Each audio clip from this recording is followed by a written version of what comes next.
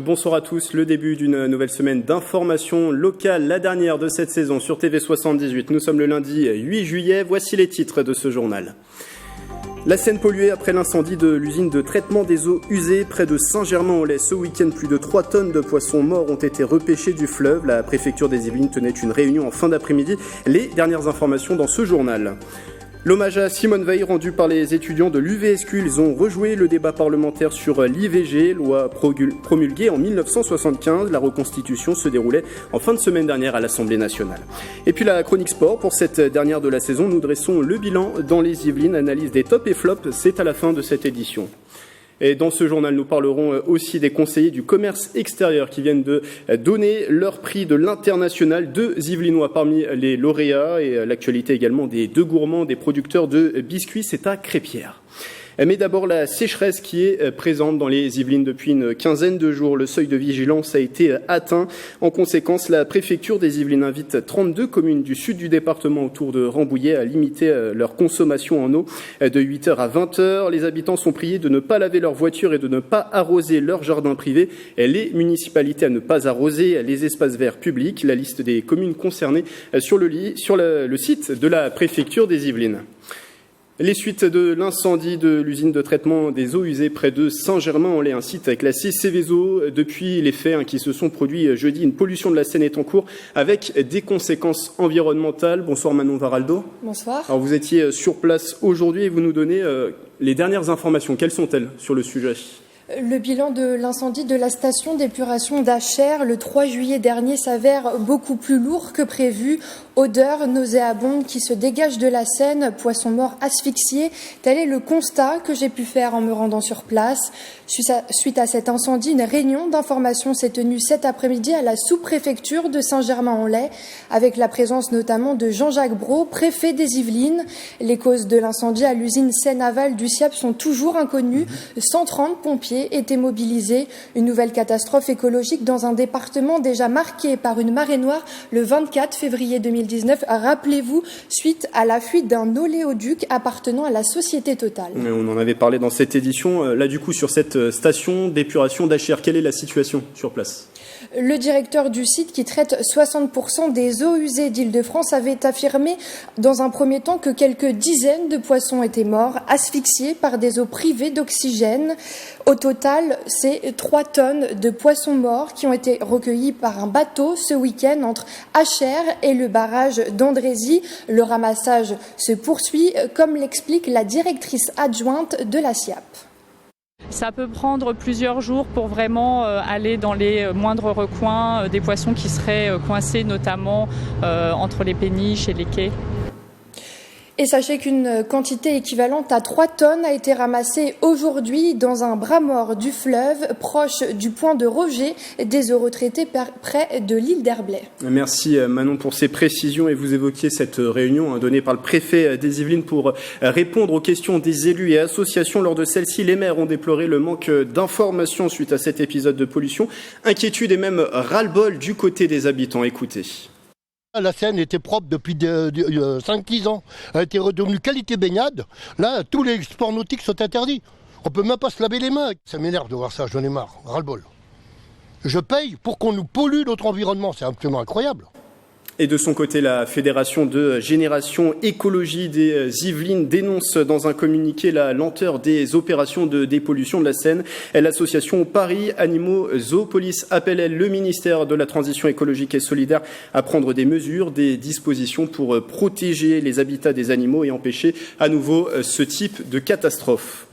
Et dans l'actualité également, ce drame à Saint-Rémy, les Chevreuses, le cadavre d'une femme de 31 ans a été découvert à son domicile. Les gendarmes se sont rendus sur place après la déposition de son conjoint. Il s'est rendu samedi en fin d'après-midi pour avouer le meurtre de sa compagne. La victime est morte par strangulation. Une dispute serait à l'origine de ce crime. L'homme a été placé en garde à vue. Depuis le début de l'année, près de 174 femmes sont mortes sous les coups de leur compagnon ou ex-conjoint. Pour enrayer ce fléau, la secrétaire d'État Marlène Schiappa a annoncé la tenue d'un Grenelle des violences conjugales. Il sera lancé en septembre par le gouvernement. Il y a un an, Simone Veil faisait son entrée au Panthéon. Jeudi dernier, les étudiants de l'UVSQ lui ont rendu hommage à travers une reconstitution du débat parlementaire sur l'IVG. La loi a été promulguée en 1975. Ces scènes ont été jouées dans le cadre de l'Assemblée nationale. Le reportage d'Aurélie Ronze et de Mickaël Elmidoro. Pour l'adoption, 284. Il y a 44 ans, la loi Veil encadrant la dépénalisation de l'avortement en France était adoptée à l'Assemblée nationale. Une scène rejouée ce 3 juillet 2019 par 40 étudiantes et étudiants de l'UVSQ. En revivant ces éléments importants, en se les appropriant, eh bien, ils ont une meilleure appréhension des problèmes soulevés, une meilleure compréhension des problèmes soulevés et sûrement une mémoire plus longue. Tout un symbole pour l'UVSQ qui donnait en 2012 le nom de Simone Veil à son nouvel UFR Santé. Cette reconstitution a permis aux étudiants de revivre les débats houleux de cette loi emblématique.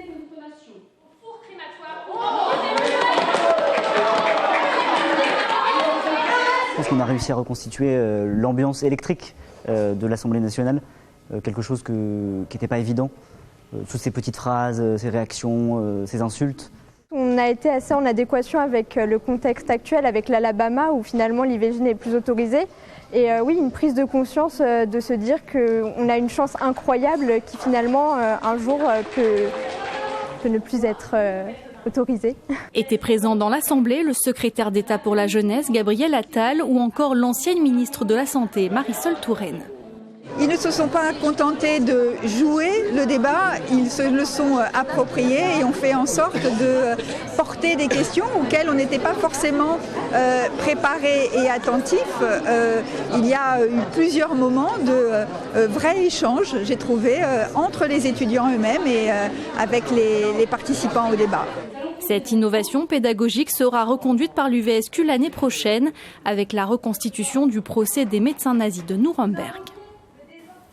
En bref, Serge Clément n'est plus le directeur académique des Yvelines. Il a quitté son poste vendredi après avoir démissionné. Un départ suite au déclenchement d'une enquête administrative demandée par la rectrice de l'Académie de Versailles. Une source proche du dossier cité par le Parisien évoque un comportement déplacé de Serge Clément auprès de 3 collaboratrices. Il s'agirait d'une affaire de harcèlement. Un signalement aurait été fait au parquet de Versailles par l'Académie. L'enquête confiée à la gendarmerie. Serge Clément occupait ses fonctions depuis décembre 2014 et c'est Marie-Claire Duprat, directrice adjointe des services départementaux de l'éducation nationale qui assure actuellement l'intérim. Politique, il souhaite reconstruire la droite après les échecs successifs aux différentes élections. Gérard Larcher réfléchirait à la création de son propre label en vue des municipales 2020. L'Yvelinois et président du Sénat proposerait la France des territoires. Le label serait apposé sur les affiches de campagne. Il ne remplacerait pas pour autant l'investiture des candidats qui pourraient se présenter sous l'étiquette Les Républicains ou Divers Droite. Et 2 étudiants yvelinois récompensés le 28 juin dernier, ils ont reçu le Grand Prix de l'International. C'était au Collège des Bernardins à Paris. Il s'agit de Kevin Chapuzet et de vous, Gwenaëlle Latimier. Bonsoir. Bonsoir. Vous êtes donc lauréate de ce prix dans la catégorie Bac+2, Bac+3. Vous êtes du lycée Notre-Dame de Grandchamp à Versailles, dans lequel vous avez suivi un BTS. Avec nous également Jocelyne Studer-Lorenz. Bonsoir. Bonsoir. Alors vous êtes vous donc vice-présidente de la Commission nationale formation pour les CCE. Ce sont les conseillers du commerce extérieur qui sont à l'origine de ce prix. Déjà, qui sont-ils, ces CCE? Alors, nous sommes 4300, dont 1200 en France, le reste dans le monde. Nous sommes une institution qui a 120 ans. Nous sommes bénévoles, nommés par le Premier ministre, un décret, 3 ans, renouvelable, si on remplit bien nos missions. Quelles sont nos missions? Quelles sont vos missions, justement? La première, le conseil au pouvoir public. Quand on est à l'étranger, évidemment, c'est le conseil qui vient du terrain, parce que nous sommes des hommes et des femmes de terrain, des professionnels, patrons des affaires internationales, voilà. Et surtout, d'autres missions, l'attractivité de notre territoire, donc même quand on est à l'étranger ou quand on est ici, c'est-à-dire créer l'envie que la France soit un pays intéressant pour les investisseurs étrangers. Une autre mission qui est le mentorat pour les PME qui doivent se développer à l'international, un soutien au VIE, volontariat international pour les entreprises, et surtout la formation la raison pour laquelle nous sommes là, pour récompenser une étudiante. Donc la formation, nous ne sommes pas des professeurs, mais nous sommes là pour donner des envies, le plaisir et mobiliser pour développer le commerce international chez nos jeunes. Un angle formation important, et vous avez organisé donc la 7e édition de ce concours de l'international qui récompense justement les jeunes talents français pour leur travail académique à l'international. Vous, Gwenaëlle, vous avez été récompensé suite à une mission de prospection à Hong Kong pour la distribution de produits venant d'Afrique. Déjà, votre réaction suite à ce prix, de recevoir ce prix de l'international? J'étais très honorée et très émue à la fois. Ça permet de valoriser un travail de 2 ans pour la préparation au concours et également les 2 mois sur Hong Kong. Et ça permet de prouver aux gens qui ont eu confiance en moi qu'ils ont bien fait de mettre leur confiance en moi, et j'espère continuer à leur prouver que je mérite ce prix. Et voilà. Alors, si on revient juste sur votre parcours, le goût pour l'international, ça vous a accompagné? Oui, j'ai commencé dès le lycée. Je suis partie 1 an en Australie en famille d'accueil, et ensuite en Espagne en famille d'accueil également. Et j'ai décidé d'abandonner la voie scientifique pour laquelle je m'étais formée au départ et de me tourner vers le BTS Commerce International pour continuer vers l'international. On va revenir juste dans un instant sur votre expérience. Du coup, on le disait, angle formation très important, 7e édition de ce prix. Quel est le principe et comment est-il organisé? Alors le principe, comme vous l'avez vu, nous sommes des professionnels de terrain. Donc on part du terrain.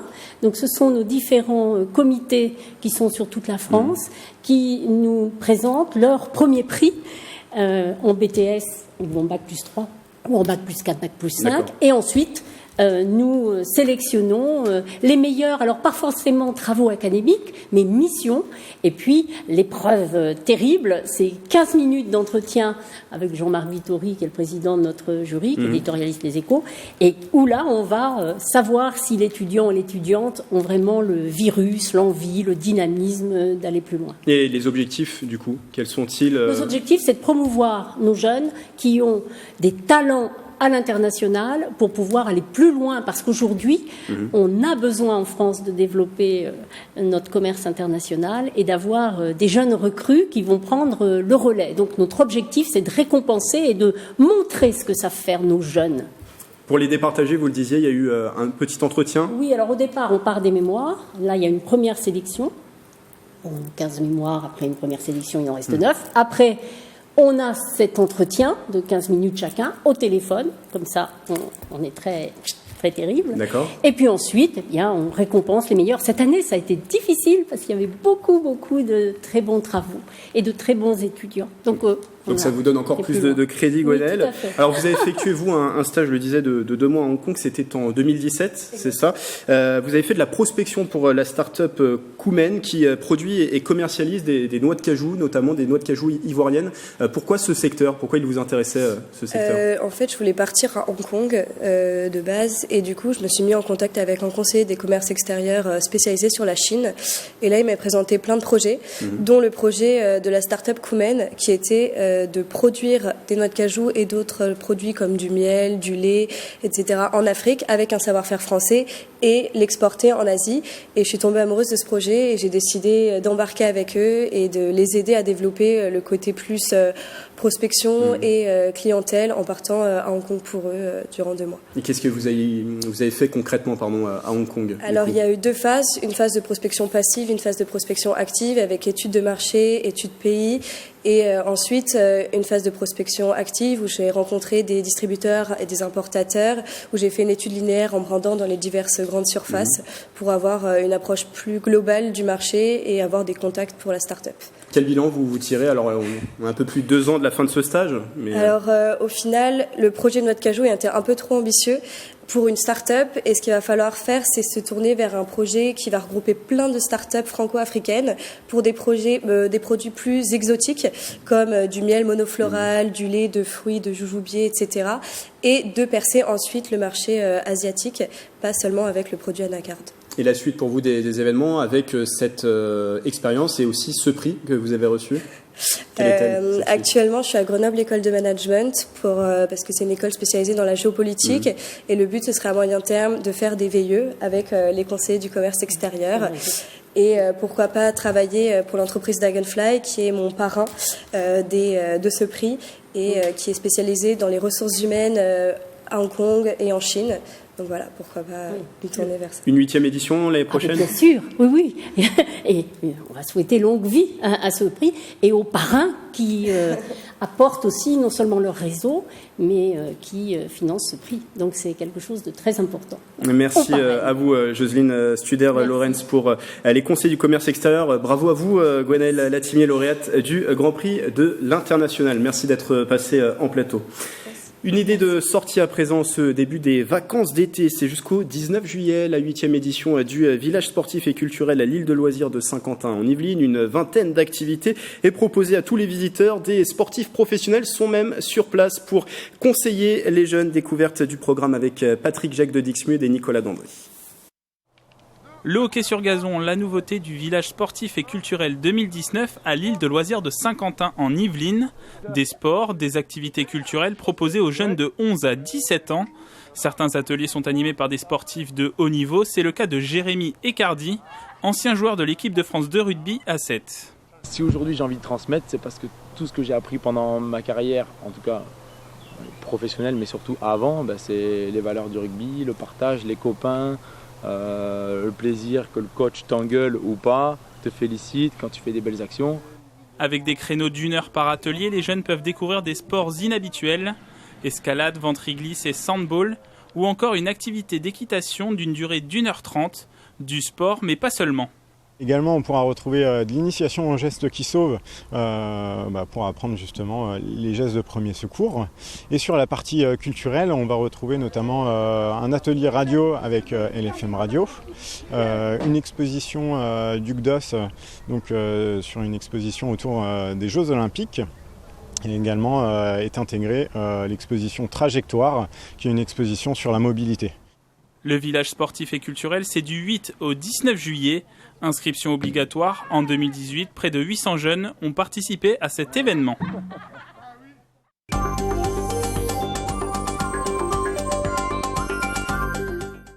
Et avant mes prochains invités, il m'a rejoint également au plateau, c'est Mickaël Elmidoro. Bonsoir Grégory. Pour la chronique sport du lundi, c'est la dernière de cette saison. Et oui, ça aujourd'hui, passe vite. Alors pour cette dernière, vous allez nous proposer des tops et des flops de la saison sportive dans le département. Et oui, et on commence par les flops. Et oui, il y a eu quelques déceptions dans les Yvelines. J'insiste bien sur déception. Dans ces flops, on retrouve des équipes ou des sportifs qu'on aurait aimé voir au plus haut niveau. En football américain, pressentis pour aller en D1. Les Templiers d'Elancourt ne monteront pas cette année. Favoris de la rencontre, ils se sont inclinés en play-off de 2e division. Les Elancourtois ont été battus par les Gladiateurs de la Queue-en-Brie en demi-finale de conférence 15-10. Ils s'inclinent à ce niveau pour la 2e année consécutive. Une vraie déception pour le club qui végétera en 2e division pour la 4e année consécutive. On continue sur les flops avec de la boxe. Alors notre deuxième flop concerne donc la boxe et plus particulièrement Marvin Petit. L'Elancourtois a perdu pour la 2e fois de sa carrière. Le boxeur surnommé le Gitan s'est incliné au point face au Belge Francesco Patera en février dernier en Belgique. Il ne deviendra donc pas champion EBU européen des poids légers cette année. Depuis, Marvin Petit n'est pas remonté sur un ring. Alors troisième flop, puisqu'il y aura 3 flops, 3 tops. Cette séquence flop avec du handball, Mickaël. Voilà. On va prendre la direction de Plaisir. Plaisir qui n'a pas réussi à réaliser une bonne saison en National 3. Les Plaisirois qui avaient accédé à cette division en 2017 ont connu une année compliquée. Les joueurs de Victor Garriguet n'ont remporté que 6 victoires en 22 matchs disputés. Des résultats qui n'auraient pas été suffisants sur le papier pour se maintenir. Le club termine 10e sur 12, mais réussit tout de même à se maintenir in extremis dans la division suite à un repêchage. Une mesure qui va permettre à Plaisir de conserver ses meilleurs éléments et surtout ses jeunes. Alors pas que des flops, il y a aussi des touches positives cette saison. Forcément des tops. On commence par du rugby. Le club de Versailles a connu une saison extraordinaire. Les joueurs de la Cité Royale ont été invaincus cette saison. Ils ont remporté largement tous les matchs de phase de poule. Ils ont remporté le titre de champion Île-de-France en s'imposant contre Vincennes en finale. Des performances qui vont leur permettre de monter en Fédéral 3 l'année prochaine. Seul bémol, les Versaillais ont perdu contre Vesoul au tir au but en championnat de France. Deuxième top, c'est un événement international auquel vous avez participé. Le golf. En tant que journaliste, Mickaël. Exactement, le golf et l'organisation de la Ryder Cup 2018. La compétition a été organisée au Golf National de Saint-Quentin en Yvelines en septembre dernier. L'événement a réuni sur les greens les plus grandes stars internationales de la discipline, comme Tiger Woods ou Rory McIlroy. Dans les tribunes, 270 000 personnes sont venues assister à la compétition et plus d'1 milliard de personnes l'ont regardé à la télévision. La compétition a été tellement réussie que des rumeurs sur une nouvelle candidature du Golf National circulent. Et on termine par quoi, Mickaël ? Mon dernier top concerne l'équipe de baseball des Cougars de Montigny-le-Bretonneux. Les Igny-Montins ont terminé finalistes de première division en septembre dernier. Pour cette nouvelle saison, ils ont réussi à terminer 3e d'une Coupe d'Europe pour la première fois de leur histoire. Même s'ils n'arriveront pas à être finalistes cette saison en championnat, l'année est déjà réussie pour les Cougars. Merci Mickaël, on vous retrouve dans le 7-8 Sport dans un instant où vous ferez un bilan de la saison, c'est ça, sportif dans le département ? Exactement, je vais m'échauffer justement. Mais restez en tout cas quelques minutes avec vous, je sais que vous êtes un gourmand, il y a en tout cas deux gourmands avec nous également sur ce plateau. On va parler de cette marque de biscuits, de produits qui nous viennent des Yvelines. Ces deux cofondateurs sont avec moi, c'est Louis Bataille à gauche et Guillaume Caffin, bonsoir. Alors vous produisez des biscuits, du miel également à Crépierre, le tout en respect avec l'environnement. Expliquez-nous cette démarche vertueuse, pourquoi elle vous tient à cœur et comment vous la mettez en place, cette démarche vertueuse ? Alors notre point de départ, c'est d'abord notre amour pour le local, pour notre région. Et on s'est retrouvés là-dessus avec Louis, on est frères de cœur mais aussi frères de valeur. Et on avait envie de développer un projet qui ait du sens pour nous. Et quoi de mieux quand on veut parler de sa région que de le faire par de bons produits autour d'un bon repas. Nous d'abord c'est le biscuit. Pourquoi ? Parce qu'on les fait nous-mêmes dans notre ferme à Crépierre. Ensuite on utilise d'abord des ingrédients locaux de notre région, des ingrédients qui ont été cultivés en agriculture biologique ou de manière raisonnée au pire. Donc ça reste très bon. Et puis on met en avant nos producteurs, les gens avec qui on travaille. La région, toujours, c'est ça le point de départ, en fait. D'abord le local. On le sent, Louis, dans les propos de Guillaume, c'était une évidence de vous lancer dans cette aventure. Exactement, c'est presque la passion, on est gourmand avant tout, et on avait vraiment à cœur de mettre en avant le local, mettre en avant les producteurs qui sont proches de chez nous, pour redonner un peu de la confiance dans tout ce qu'on consomme. Donc on a commencé avec des biscuits sucrés, maintenant des biscuits salés. On est aussi apiculteur, donc on a nos ruches pareil dans la région. Et l'idée, c'est d'avoir des produits toujours plus gourmands et toujours au plus proche de nos consommateurs. Donc vraiment, c'est le local en avant à travers toute notre gamme de produits. Alors quel goût, par exemple, vous proposez pour les biscuits ? Vous êtes venu avec du miel, des biscuits. Quel goût vous proposez ? Alors dans les goûts emblématiques, ceux qui font l'unanimité, on a le biscuit au coquelicot, qui est une spécialité de Nemours, en Seine-et-Marne. Le biscuit au chocolat avec la chocolaterie d'Ardricourt, pas très loin non plus. Notre biscuit au miel, évidemment, c'est notre miel du Gâtinais qu'on met dans ces biscuits pour notre recette. Voilà, on a aussi des pains d'épices et toute une gamme qu'on n'a pas rapportée là de cakes, cookies, granola qu'on développe. Il y a le site internet qui s'affiche, donc on retrouve bien sûr toute la gamme de produits. Et ça, je dirais que c'est notre actualité, le développement des nouvelles recettes, alors qui sont d'abord disponibles dans notre ferme. Donc là, on invite à tous les locaux à nous retrouver. On a une boutique sur place et la deuxième actualité, c'est un événement qu'on organise en septembre prochain, le 14 et 15 septembre. Exactement, ce qu'on appelle la fête de la plaine, parce qu'on est situé au cœur de la plaine de Versailles. Et là, c'est une journée porte ouverte. Donc on peut visiter la biscuiterie, la mielerie. On fait de la restauration sur place. Ce seront des crêpes, un poulet rôti frites, voilà, tout ça local, fermier. Et c'est un super moment parce qu'on a aussi concert toute la journée, le soir, le dimanche aussi. Voilà, c'est un moment qu'on veut festif. On veut vraiment convier les gens, notre entourage, le local, à nous retrouver chez nous à la ferme. Et quoi de mieux que de le faire par une fête, voilà. Donc un événement festif autour des produits locaux. Alors sur l'actualité, si on parle aussi de la production de vos produits, je crois qu'ils sont déjà à plus de 50% bio, et l'idée c'est d'aller vers plus de bio encore, c'est ça ? Exactement. Oui. Avant tout, c'est le local. Donc vraiment travailler sur la proximité. On va chercher les meilleurs ingrédients qu'on a au plus proche de chez nous. Autour de chez nous, on n'arrive pas tout à avoir en bio encore aujourd'hui. On peut reprendre l'exemple du sucre, par exemple. Si on veut un sucre bio, en l'état aujourd'hui, il faut aller le chercher de l'autre côté de l'Atlantique. L'impact global, selon nous, est moins bon si on prend un sucre bio qui vient de plus loin. Mais les choses changent, les choses évoluent, et on tend justement vers le et bio et local. Et c'est vraiment la volonté de notre démarche. Et l'autre actualité aussi, en tout cas c'est dans vos projets futurs, c'est celui de reprendre la ferme de vos parents, c'est ça ? Effectivement, donc cette ferme, c'est pas n'importe quelle ferme. Moi j'y ai grandi. Oui. C'est encore cultivé par mes parents aujourd'hui. Donc le projet, c'est de reprendre cette ferme, cultiver nous-mêmes, de convertir en agriculture biologique les cultures en place, et progressivement, parce que notre volonté c'est de nous impliquer, et puis de faire de plus en plus nous-mêmes, toujours au plus près de la terre, c'est d'utiliser un jour le blé bio qui poussera sur cette ferme qu'on aura cultivé, l'écraser, en faire de la farine et puis l'utiliser dans nos biscuits. C'est-à-dire au final faire vos biscuits vraiment de A à Z. En tout cas au maximum. Du produit brut jusqu'au produit transformé. Exactement. L'idée derrière, c'est comment retrouver confiance en nos produits. C'est ça aussi le local, c'est la confiance, cette transparence, c'est la confiance. C'est ce qui peut se perdre un petit peu aujourd'hui avec ce qu'on a sur le marché. Donc c'est ça, l'idée, les deux gourmands, c'est dans cet objectif-là. Avec aussi l'objectif d'ouvrir une chocolaterie sur place. Ça, en tout cas, c'est en réflexion peut-être. On a plein de projets, plein d'idées. Oui.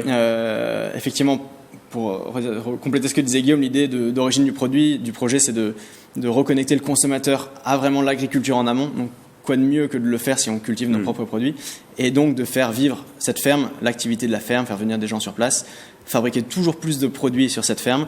Et effectivement, dans les projets qui sont en train de mûrir de notre côté, un projet de chocolaterie qui pourrait voir le jour dans la ferme. Et on suit votre actualité bien sûr sur le site internet qui s'affiche, et retenez cette date, 14 et 15 septembre, fête de la plaine, c'est à la ferme donc à Crépierre. Venez fêter les produits locaux avec nos deux gourmands. Merci à vous d'être passés en plateau.